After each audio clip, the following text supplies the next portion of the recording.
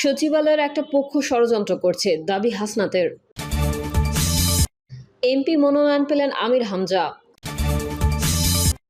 অন্তর্বর্তীকালীন সরকারের কথাবার্তা চালচলন মানুষকে বিরক্ত করে তুলেছে, বলছেন রিজভী।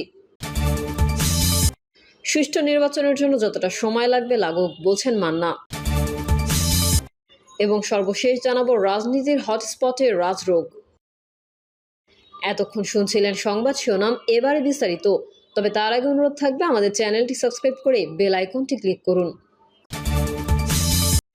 সচিবালয়ের একটা পক্ষ ষড়যন্ত্র করছে, দাবি হাসনাতের।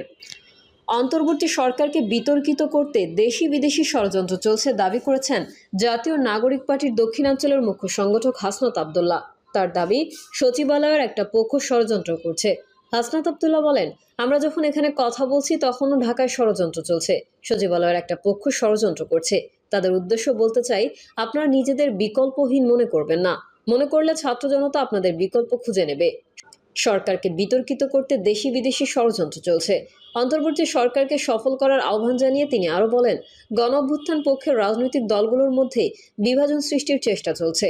সব ষড়যন্ত্র উপেক্ষা করে অন্তর্বর্তী সরকারকে সফল করতে হবে। বাংলাদেশে আর কখনো হাসিনার শাসন ফিরবে না উল্লেখ করে এনসিপির এই নেতা বলেন, পলাতক সরকার দেশে ফিরতে পারলে কখনো পালাতো না।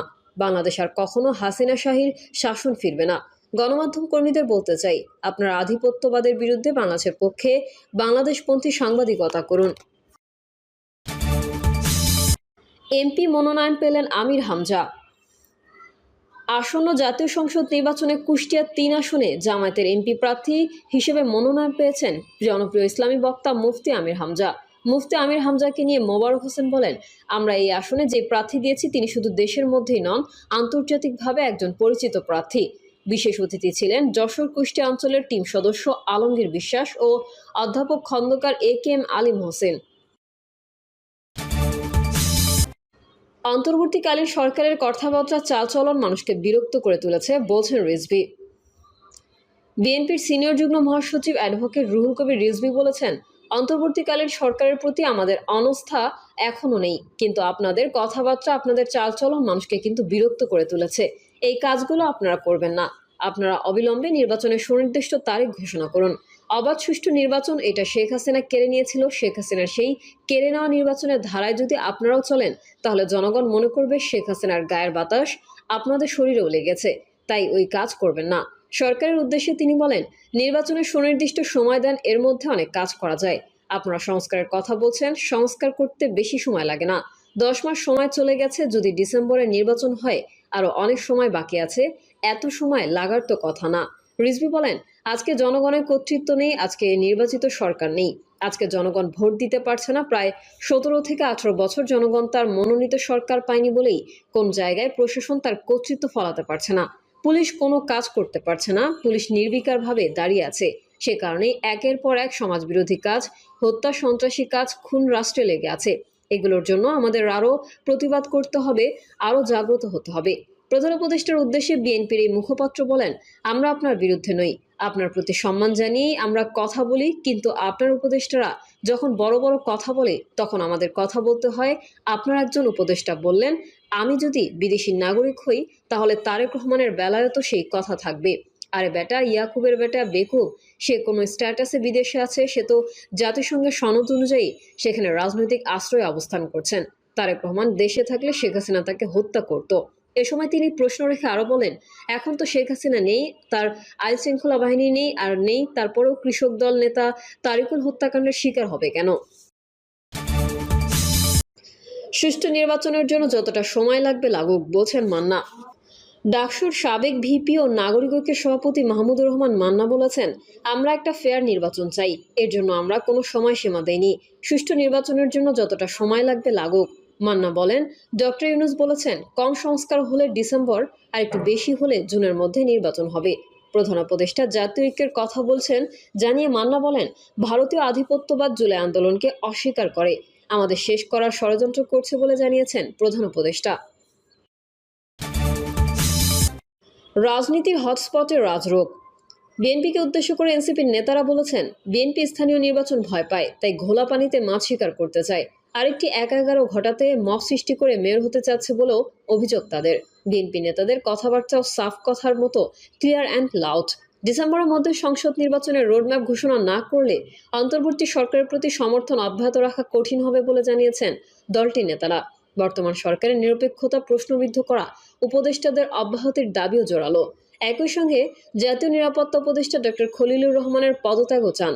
বৃহস্পতিবার বিএনপি এনসিপি নেতাদের এমন মাতবুলের একদিন আগে বুধবার সেনাপ্রধান জেনারেল ওয়াকারুজ্জামানের বক্তব্য ছিল স্বচ্ছ পরিষ্কার। আগামী ডিসেম্বরের মধ্যেই জাতীয় নির্বাচন হওয়া উচিত বলে মত দিয়েছেন তিনি। বক্তব্যটা দিয়েছেন ঢাকা সেনানিবাসের সেনা প্রাঙ্গণে অফিসার্স অ্যাড্রেসে। নির্বাচন প্রসঙ্গে তিনি জানিয়েছেন, এ বিষয়ে তার অবস্থান আগের মতোই। দেশের ভবিষ্যৎ পথ নির্ধারণের অধিকার একটি নির্বাচিত সরকারেরই রয়েছে। সেনাপ্রধানের বক্তব্যে আরও বিভিন্ন বিষয় উঠে আসে। বাদ পড়েনি মিয়ানমারের রাখাইন রাজ্যে মানবিক করিডোর সংক্রান্ত বিষয়ও। বলেন, রাখাইন রাজ্যে মানবিক করিডোর বিষয়ে সিদ্ধান্ত একটি নির্বাচিত সরকার থেকেই আসতে হবে।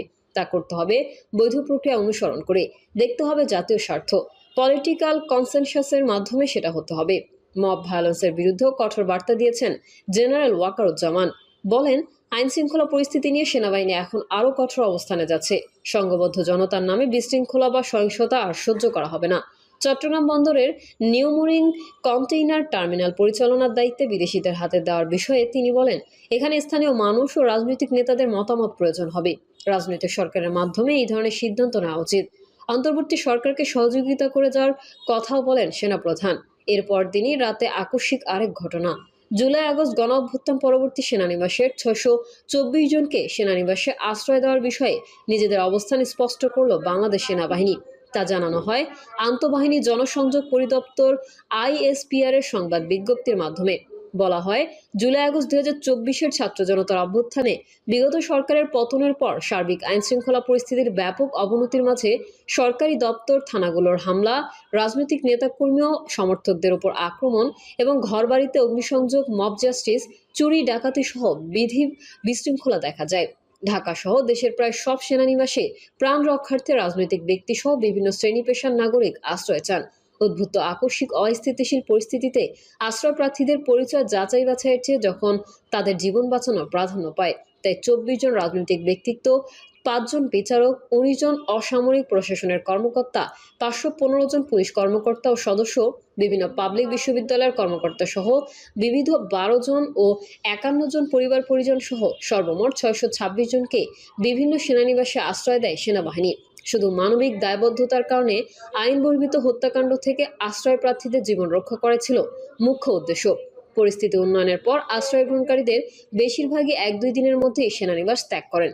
5 জনের বিরুদ্ধে মামলা থাকায় তাদের আইন শৃঙ্খলা বাহিনীর কাছে হস্তান্তর করা হয়। কিছু স্বার্থান্বেষী মহল উদ্দেশ্য প্রণোদিতভাবে বিভ্রান্তিকর সংবাদ ছড়িয়ে সেনাবাহিনীর ভাবমূর্তি ক্ষুণ্ণ ও জনগণের সঙ্গে দূরত্ব তৈরি করার অপচেষ্টা চালিয়ে যাচ্ছে উল্লেখ করে সবাইকে এই ধরনের বিভ্রান্তিমূলক অপপ্রচার থেকে সতর্ক থাকার আহ্বান জানিয়েছে আইএসপিআর।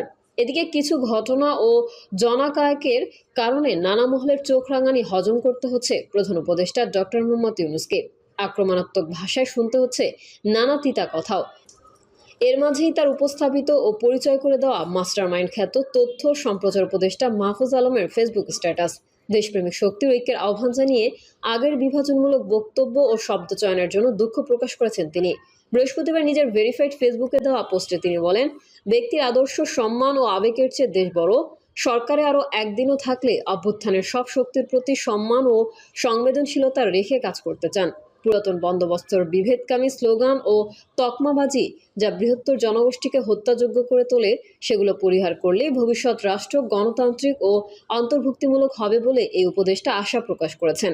বাংলাদেশের শত্রুরা ঐক্যবদ্ধ ও আগ্রাসী উল্লেখ করে তথ্য উপদেষ্টা বলেন, সার্বভৌমত্ব ও গণতান্ত্রিক সব প্রতিষ্ঠান হুমকির মুখে। দেশপ্রেমিক জনগণ যারা জুলাই অভ্যুত্থানে ঐক্যবদ্ধ ছিলেন, তাদের সামনে দীর্ঘ পরীক্ষা। এই পরীক্ষা ঐক্যের ও ধৈর্যের। এই পরীক্ষা উতরে যেতেই হবে বলে মনে করেন মাহফুজ আলম। রাজনীতিতে ভুল করার অর্থই হলো মৃত্যুকে আলিঙ্গন করা। এজন্যই রাজনীতিবিদরা সমস্যার সম্মুখীন হলে অভিজ্ঞ ব্যক্তিদের পরামর্শ নিয়ে থাকেন। যুগ যুগ ধরেই এই প্রথা চলে আসছে, কিন্তু 5ই আগস্টের বিপ্লবীরা সেই পথ মারাচ্ছেন না। তারপরেও মাহফুজ আলম ভুল স্বীকারের একটি নজির দেখিয়েছেন। কিসের মধ্যে কি, এর মতো সেদিনই প্রধান উপদেষ্টার সঙ্গে দেখা করেছেন তথ্য সম্প্রচার উপদেষ্টার পদ ছেড়ে এনসিপির শীর্ষ নেতা আলোচিত সমন্বয়ক নাহিদ ইসলাম। এর আগে খবর রটে প্রফেসর ইউনূস অভ্যুত্থানের নায়কদের কারো কারো কাছে ভীষণ বিরক্ত।